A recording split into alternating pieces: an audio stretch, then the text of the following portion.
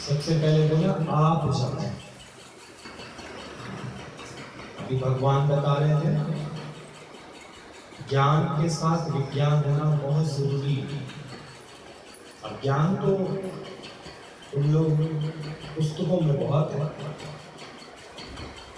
और विज्ञान के लिए हमें लिविंग गुरु का होना बहुत जरूरी है, क्योंकि वो आप भी जपता है और तुम्हें भी जपता है। फिर उसका सुनत, फिर अपने को कह। यहाँ तो ये ज्ञान दूसरों के लिए नहीं है। सुनत, कहत, रहत, गत पावे। तब कहीं रुकोगे नहीं। गुरु नानक देव जी की वाणी को समझो। आप जपें, पहले खुद जपो, फिर और नाम जपावे। हम सबको क्यों लेके बैठे हैं साथ साथ? ये आप तो हम जप ही रहे हैं, और तुमसे कोई गलत काम तो नहीं करा रहे ना। तुमसे भी वही जपवा रहे हैं जो अनुभव मुझे हुआ है, जो फील मुझको हुआ है। तुम भी फील करो, तुम भी फील करो। मेरे पूछने से नहीं कि मेरे से पूछ लिया और जाके किसी को बता दिया, पर तुमने वैसा फील किया। आप जपे और नाम जपा। फिर सुनत,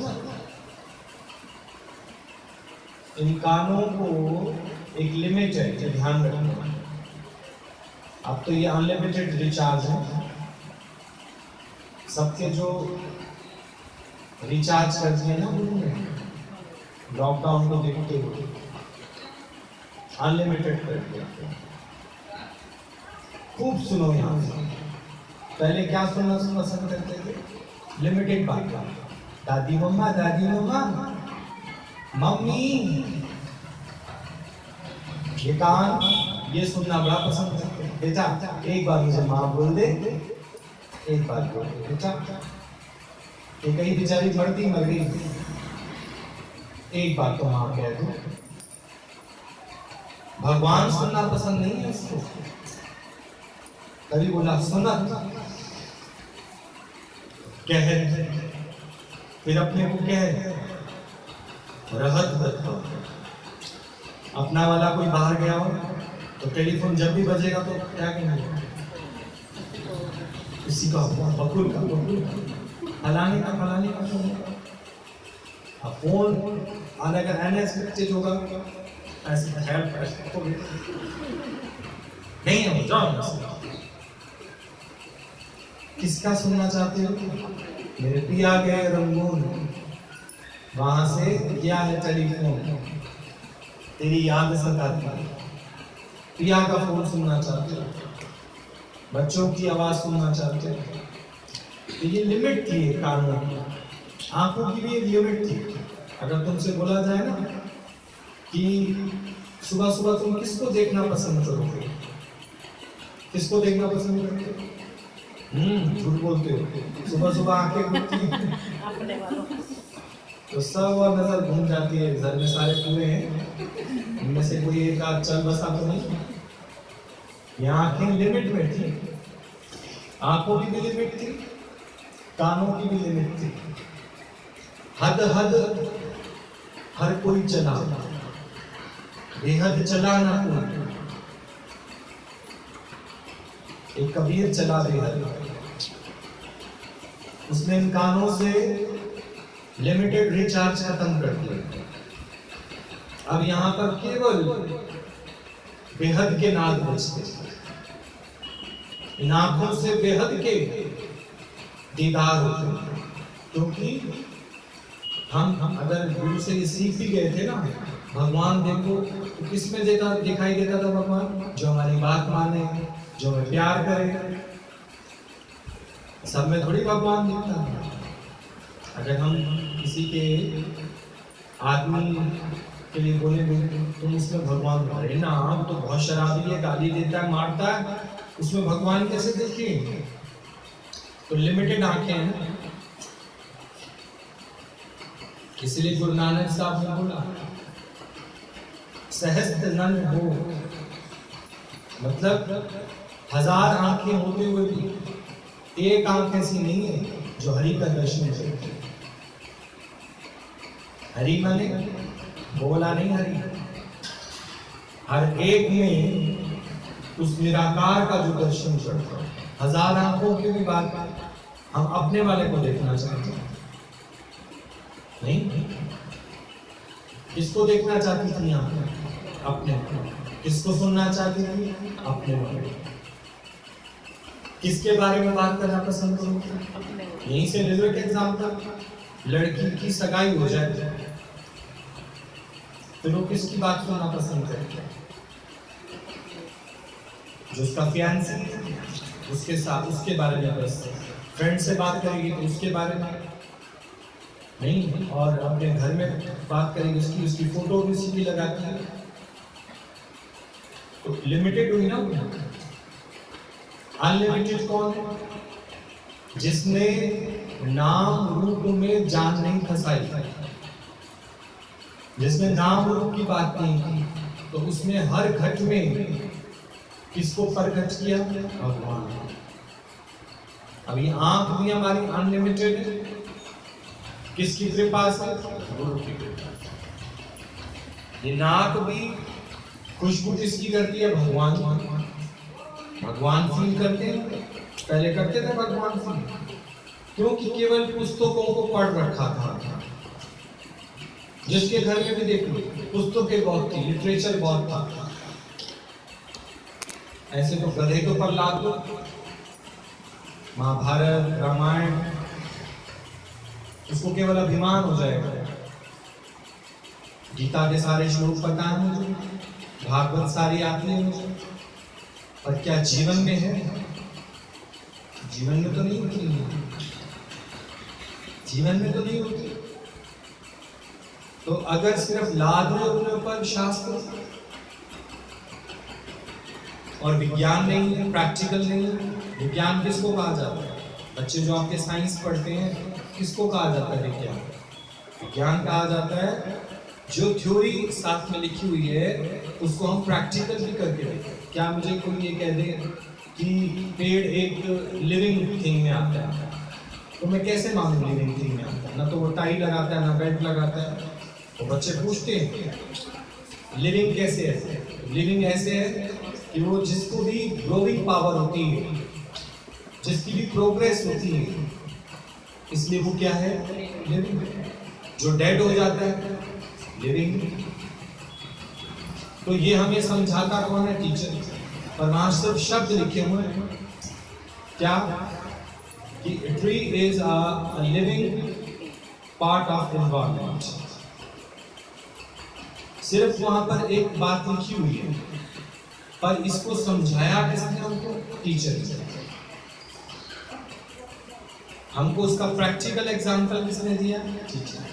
प्रेम ही परमात्मा है, परमात्मा ही प्रेम है, ये शब्द है। इसको हमारे अनुभव में लाया कौन है? गुरु। तो ज्ञान को विज्ञान में ट्रांसफॉर्म कौन करता है? गुरु। जो सतगुरु है पहले पहले तुमको अट्रैक्ट करता है, तो लगता है कि गुरु कैसे बिना पुस्तक के, बिना कोई स्क्रिप्ट के, बिना किसी लिटरेचर के कितनी देर भगवान की महिमा गा लेता है और हमारे अंदर की बातों को खींच लेता है। इस तरह से हम गुरु की जीवन की ओर अट्रैक्ट होते हैं। भले है उसकी नॉर्मल लाइफ, ऐसा नहीं है कि कोई लंबा चोला पहन के आता है, गले में माला धारण करके आता है, एबनॉर्मल लाइफ नहीं जीता। वो तुम्हारी जैसी ही जीवन तुम्हें जी के दिखाता है कि पहनावे में भी मैं तुम्हारे जैसा नहीं, खान पान में भी तुम्हारे जैसा, लैंग्वेज में मेरे पास तुम्हारी जैसी है, बस विचार वो डिफरेंट है। तो मनुष्य को जो गति मिलती है उसके विचारों से मिलती है। मनुष्य को जो दुखी करते हैं उसके विचार करते हैं। तो ऐसे तो आप देखो, पोथियां तो बहुत पड़ी हैं, पर क्या विज्ञान है? ज्ञान तो हो गया। आज ऐसा कोई नहीं होगा आप में से जिसको हनुमान चालीसा ना आए, पर वो शाब्दिक ज्ञान है। शाब्दिक ज्ञान, क्या उसमें तुमको ये पक्का हुआ, तुम मम प्रिय भरत सम। कितनी ऊंची बात बोली है भगवान ने हनुमान चालीसा, और तुमने सैकड़ों बार गाई है, तुम मम प्रिय भरत सम। इसका मतलब क्या है कि जब वो हनुमान को गले लगा रहा है तो उसे बता रहा है जितना स्नेह जितना प्रेम मेरा भरत के प्रति है, तुम मेरी सम भरत भरत। समझ गए? अब सम की अवस्था क्यों दी है उसने? भगवान की इक्विवेलेंट क्यों बनाया उसने? ताकि भेदभाव ना हो सके कि भरत है मेरा अपना तो इसको दो आम दे दूंगी, और हनुमान भगत है सिर्फ तो हनुमान को उतरा हुआ उसका छिलका दे दो, इसकी तो किस्मत तो भी जाग जाएगी। नहीं, तुम मम प्रिय भरत सम। और आप देखो दादा भगवान का जो ये ज्ञान है, हमारे प्रमिला भगवान ने जिस ज्ञान को लिविंग रखा, विज्ञान में इसको ट्रांसफॉर्म किया, तो पहले पहले गुरु ने अट्रैक्ट किया, फिर इंस्पायर किया, उसकी प्रेरणा दी। तुम्हारे अंदर भी ये भाव आया कि हम भी इस ज्ञान को लेकर अपनी जीवन अच्छी कर सकते हैं, इंस्पायर। और उसके बाद तुम फिर इसको ट्रांसफॉर्म करते हो।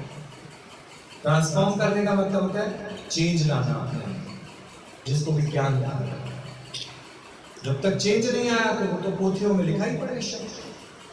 वो तो सतयुग में भी लिखा पड़ा था, त्रेता में भी लिखा पड़ा था, द्वापर में भी लिखा पड़ा था, पर जीवन में अगर चेंज नहीं आया, ट्रांसफॉर्म नहीं हुआ जीवन, तो समझना शब्द है। शब्द पढ़ते रहो, रटते रहो, पढ़ते रहो, रटते रहो, जपते रहो, जब तक चेंज नहीं आया। तो सतगुरु का काम क्या है? पहले पहले तुमको अट्रैक्ट करना, फिर तुमको इंस्पायर करना, और फिर तुम्हारे जीवन को ट्रांसफॉर्म करना, चेंज। ये पूरा गुरु ही कर सकता है, क्योंकि तुम्हारी रचना करने वाला कोई अपूर्ण नहीं है। तुम सबकी उत्पत्ति पूर्ण से हुई है। जिस मालिक ने तुम्हारी रचना की है वो अधूरा है या पूरा है? पूरा है ना, तभी ये तुम कहते हो तुम पूर्ण परमात्मा, तुम पूर्ण परमात्मा, तुम अंतर्यामी, ओम जय जगदीश। अब ये तो तुमने सैकड़ों बार गाया, पर तुम क्या अपने को कभी पूर्ण समझते हो? जरा सा आदमी खत्म हो जाए, क्या कहते हैं, भाई मेरे को तो तू अधूरा ही छोड़ दिया, तो तुम्हें पूरा वो कर रहा था, बोलो अधूरा छोड़ गए। तुम किससे पूर्ण हो? आदमी से, वो तो कभी नहीं रहेगा साथ में। तुम बाल बच्चों से पूर्ण हो। तुम्हारे अंदर भगवान ने इतनी ताकत दी है। अब हम तुम्हें एक एग्जांपल देके समझाते हैं तुम पूर्ण कैसे हो, क्योंकि तुम अपने जैसा रूबरू संतान उत्पन्न करते हो, तभी तो तुम पूर्ण हो। पूर्ण से पूर्ण की उत्पत्ति होती है। ये ताकत भगवान ने तुम्हारे अंदर डाली है कि नहीं डाली? डाली है। तो पूर्ण से पूर्ण की उत्पत्ति।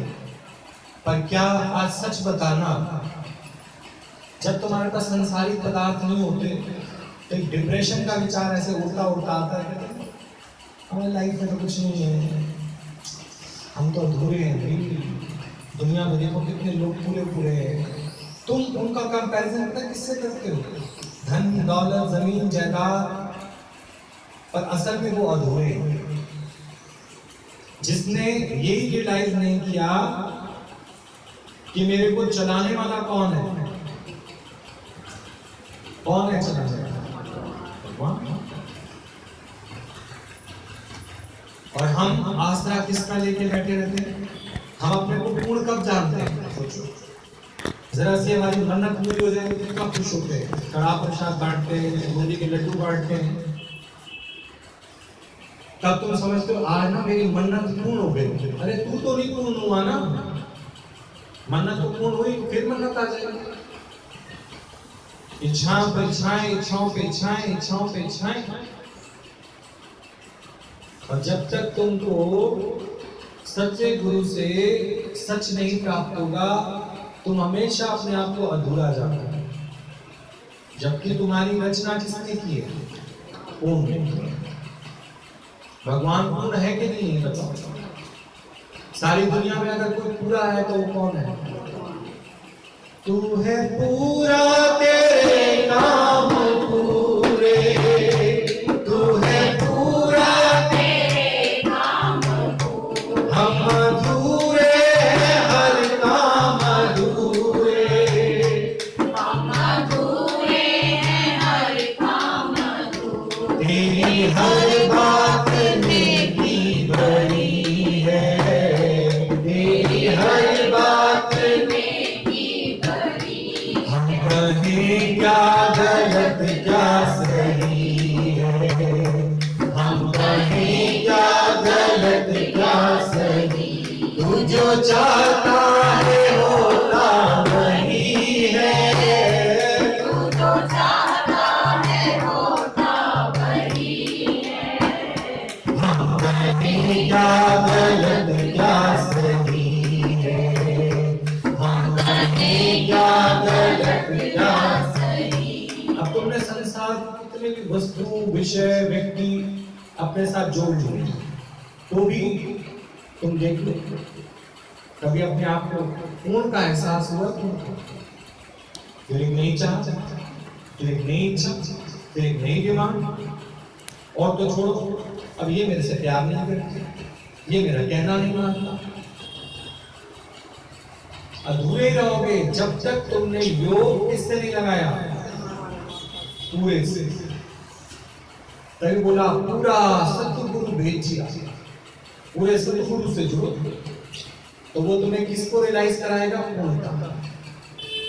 नहीं तो हर एक व्यक्ति एक दूसरे से डिमांड करेगा, ये मेरी बात पूरी कर दे तो थोड़ा समय को चैन आ जाएगा, ये मेरे से थोड़ा कहना मान लेना तो मेरा ना थोड़ा सा दुख दूर हो जाएगा। नहीं होगा।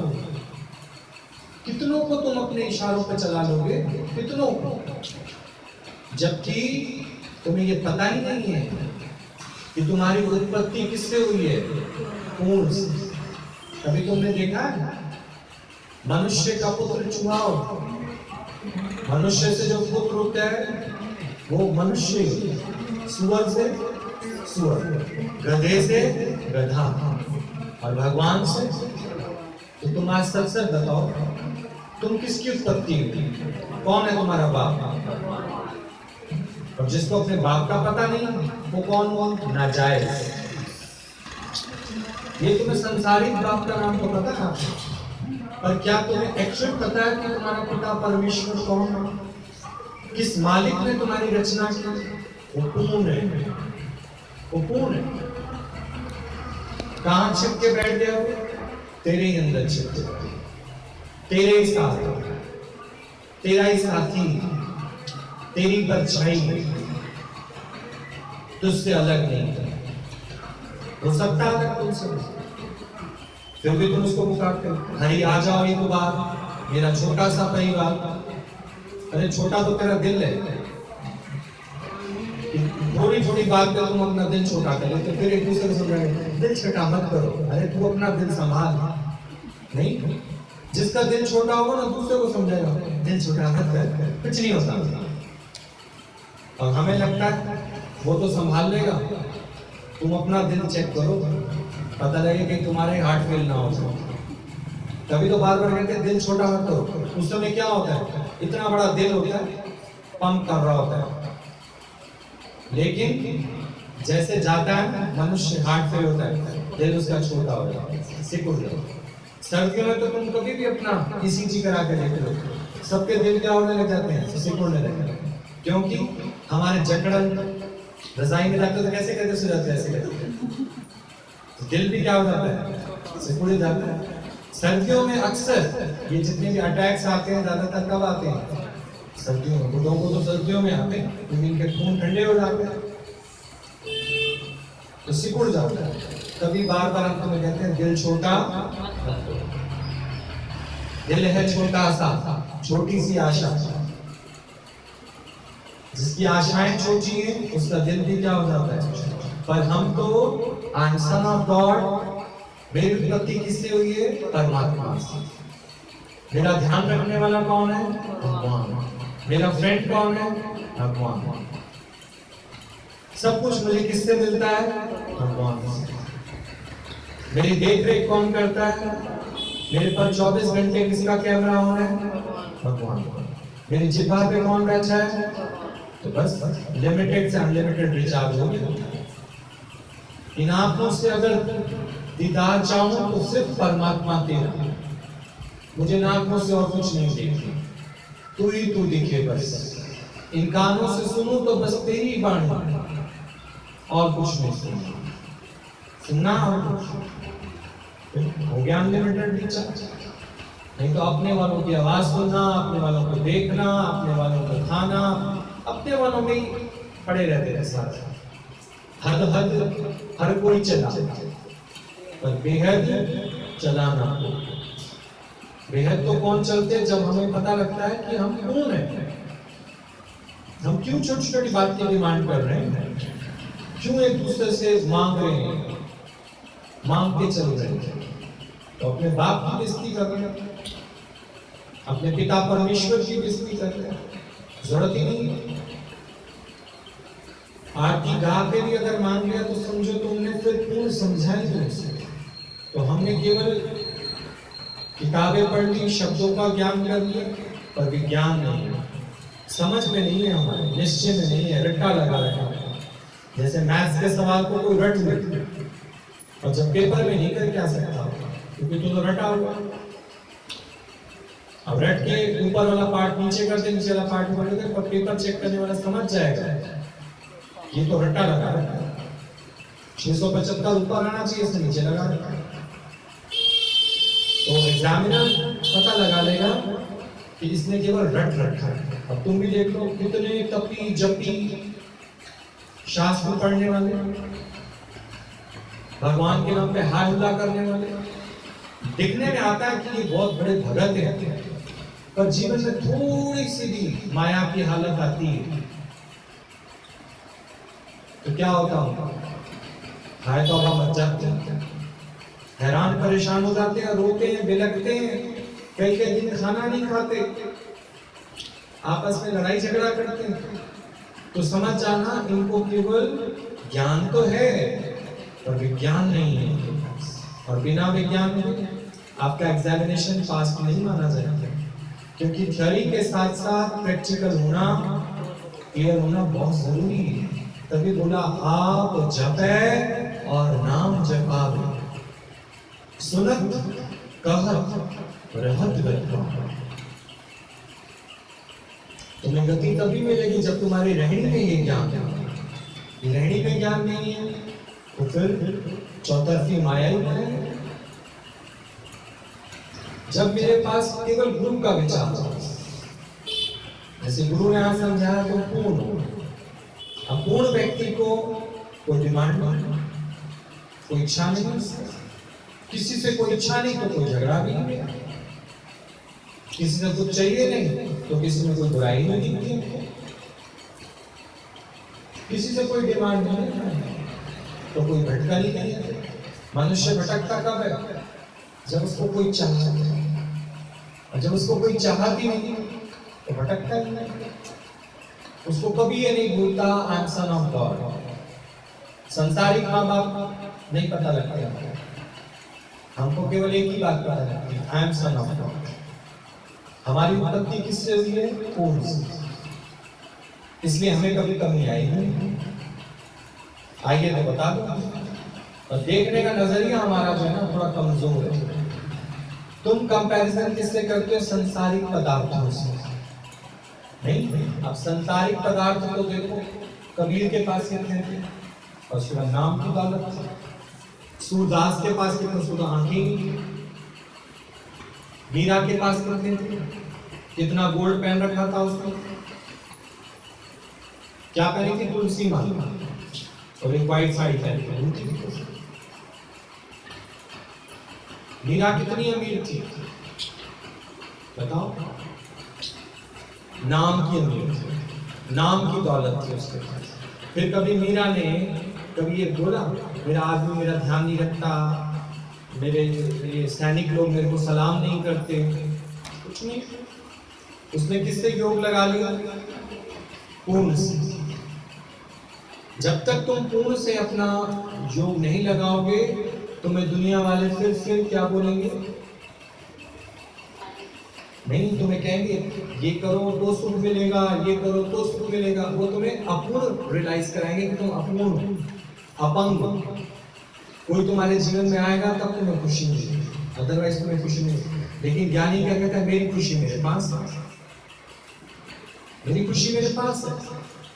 जब द्रौपदी का विवाह हो रहा था, द्रौपदी के पिता को उसके गुरु ने समझाया जगत बढ़िया ही नहीं है। बोला जी मेरे को नहीं समझ आती बात है, जगत बढ़िया नहीं है, बेटी को कब तक घर बिठा के रखूंगा? तो बोला अगर तुम बेटी को ये सोचकर सहारा दे रहे हो ना कि कल को वो अर्जुन इसकी रक्षा करेगा, बोला हाँ इसलिए तो मैंने स्वयं रखा कि जो मछली की आंख को बेच देगा वो मेरी बेटी की भी रक्षा करेगा। अभी तो भरम है। तुम पहले बेटी के लिए वर देखना तो देखो कितना कमाता है लड़का, कितना कमाता है? तो कहते हैं कि 50,000। 50,000? अच्छा, खेत लेते हैं अपने? हाँ खेत लेते हैं। सरकारी नौकरी है कि प्राइवेट? सरकारी है, अब तनख्वाह भी बढ़ने वाली है। अच्छा अच्छा, मन में लोभ आ रहा है, ये मेरी बेटी की रक्षा कर सकता है। क्यों? इसके पास धन है पर ज्ञान तो नहीं है उसके पास। तब को पता लगे यही तंग करता है, सोच के देखो। और द्रौपदी के पिता को कोई बात समझ नहीं आ रही, उसको तो लग रहा है जो भी मछली की आंख बेच देगा तो मेरी बेटी की भी रक्षा करेगा। पर जगत बढ़िया नहीं। अब द्रौपदी खड़ी है बीच सभा में, साड़ी उतारी जा रही है, वो पुकार रही है क्योंकि उसको भी इतना ही था कि इतना बुजुर्ग भीष्म पितामह बैठा है, ये कैसे अपनी बहू की इज्जत लूटने देगा। उसने बोला सिर झुका के क्यों बैठे हो, देखते क्यों नहीं मेरी ओर? देखो देखो किस तरह से तुम्हारी पुत्र वधू की इज्जत नीलाम हो रही है। वो ऐसे नहीं करता था उसे। ये है जगत बढ़िया ही नहीं। सब बैठे हैं, सब बैठे हैं पर कोई कुछ कर सकता है? बोलो, कोई कुछ बोल सकता है? फिर भीम को बोला भीम तू तो अच्छा खासा जिम जाता है, प्रोटीन्स लेता है, इतने तुम्हें बाइसेप्स बना रखे हैं, तू भी चुप बैठा है बेशरम, तेरे को शर्म नहीं आती? तेरी पत्नी की इज्जत लूट रही है।